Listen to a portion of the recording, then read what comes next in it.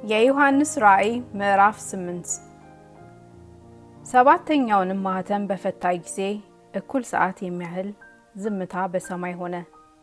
በእግዚአብሔርም ፊት የሚቆሙትን ሰባቱን መላእክት አየሁ። ሰባትም መለከት ተሰጣቸው። ሌላም መልአክ መጣና የወርቅ ጥና ይዞ በመሠዊያው አጠገብ ቆመ።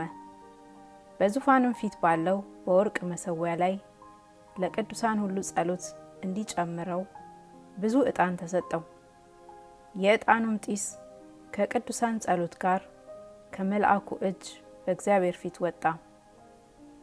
መልአኩም ጥናውን ይዞ የመሠዊያውን እሳት ሞላበት፣ ወደ ምድርም ጣለው። ነጎድጓድና ድምፅም መብረቅም መናወጥም ሆነ። ሰባቱንም መለከት የያዙ ሰባቱ መላእክት ሊነፉ ተዘጋጁ። ፊተኛውም መልአክ ነፋ፣ ደምም የተቀላቀለበት በረዶና እሳት ሆነ፣ ወደ ምድርም ተጣለ።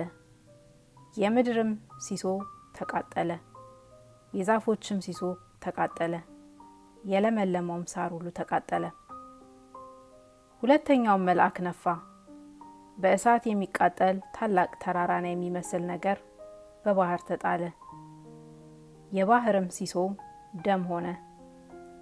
ባህርም ከሚኖሩ ሕይወት ካላቸው ፍጥረቶች ሲሶ ሞተ፣ የመርከቦችም ሲሶ ጠፋ።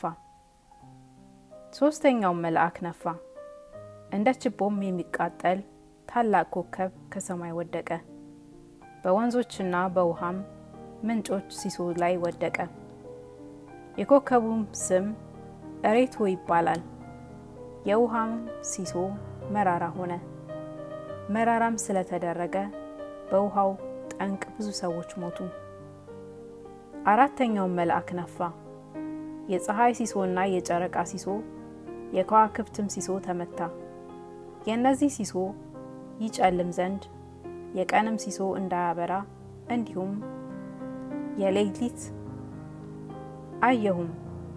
አንድም ንስር በሰማይ መካከል እየበረረ በታላቅ ድምፅ ሊነፉ ያላቸው የሶስቱ መላእክት መለከት ስለሚቀረው ድምፅ በምድር ላይ ለሚኖሩ ወዮላቸው፣ ወዮላቸው፣ ወዮላቸው ሲል ሰማሁ።